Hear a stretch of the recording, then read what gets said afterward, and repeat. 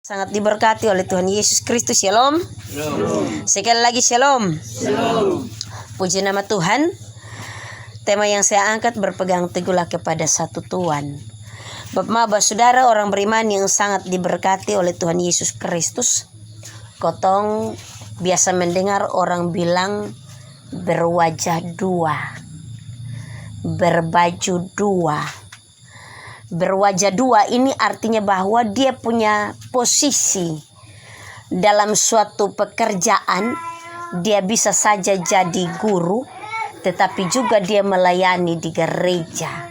Itu berwajah dua.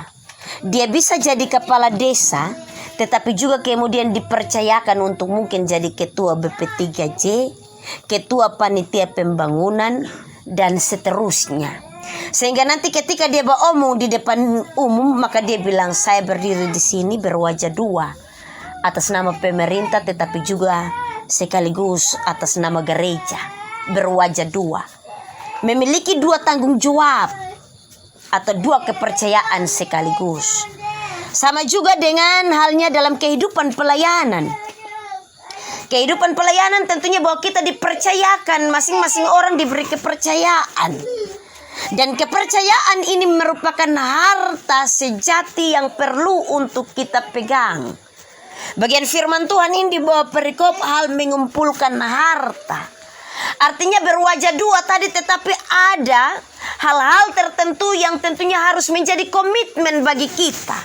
Mana yang harus didahulukan, mana yang mesti kita lakukan, mana yang mesti kita kerjakan, mana yang nanti. Jangan sampai kotong bangun dan bangun kotong sama seperti satu kuda, dua tunggangan. Kotong mau semua. Akhirnya ada yang kemudian kotong sepelekan. Kotong merasa bahwa yang itu kurang penting, yang ini lebih penting. Kita diperhadapkan Bapak saudara orang beriman dalam kehidupan pelayanan. Berwajah dua itu sama juga seperti kotong jadi majelis jemaat, tetapi kotong juga punya tugas fungsi dalam rumah tangga. Sebagai kepala keluarga, mau pelayanan kok, pas ada mau cari hidup untuk sejahterakan ini istri anak. Kita akan diperhadapkan dengan ini. Mau pimpin ibadah kok, atau pas anak ada sakit dan laki sonto urus anak, kemudian beta dituntut untuk harus pimpin ibadat. Nah kita sudah harus ada dalam pilihan-pilihan yang kemudian membawa kita kadang-kadang stres dan hampir gila. Tetapi kita harus mengambil komitmen dalam diri bahwa ada harta sejati yang harus kita utamakan. Bapak saudara orang beriman yang sangat diberkati oleh Tuhan Yesus Kristus. Yesus Kristus tentunya menyampaikan pengajaran ini tentang hal mengumpulkan harta. Artinya bahwa benar-benar komitmen kita tertuju kepada apa yang sejati, apa yang seharusnya. Dia bilang di sini bahwa jangan sampai kita mengabdi kepada Allah dan mengabdi kepada Mammon. Mengasihi yang Allah dan kemudian mengasihi Mammon.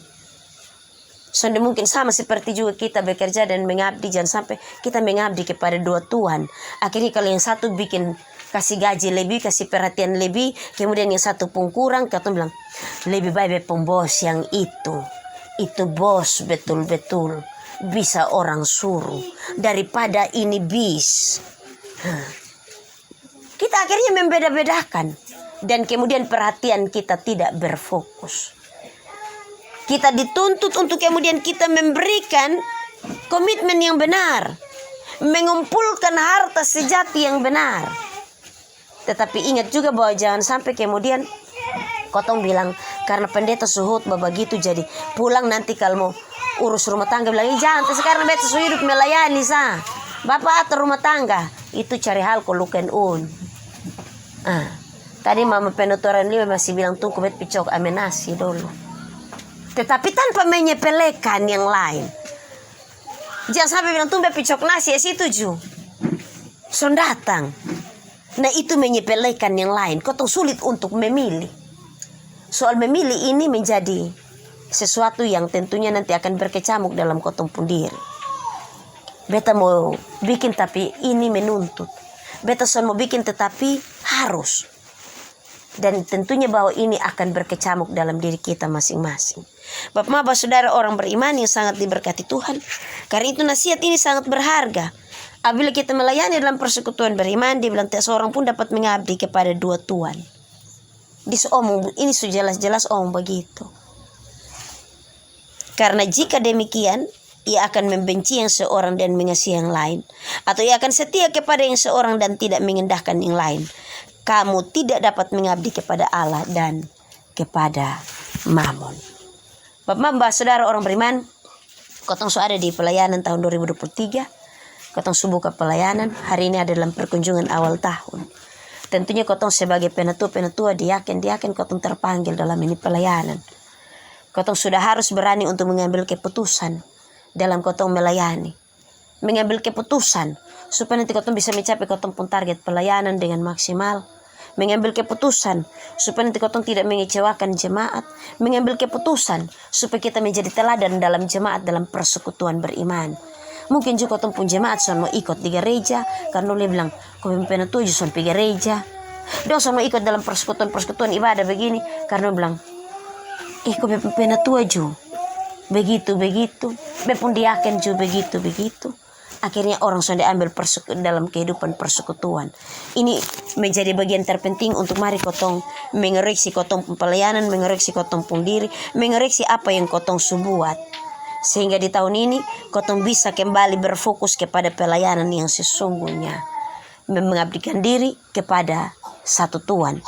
Memberi diri kepada satu Tuhan. Melakukan tugas dan pekerjaan kita dengan berfokus. Tidak sama seperti satu kuda dua tunggangan, karena ketika kita berjalan maka kita akan mengalami celaka. Bapak saudara, kiranya firman Tuhan ini menjadi bagian bagi kita untuk dengan komitmen penuh kita mengangkat pelayanan bersama-sama di 2023 tahun Rahmat Tuhan. Tuhan memberkati kita dalam terang firman-Nya. Terpujilah nama Tuhan Allah kita. Amin.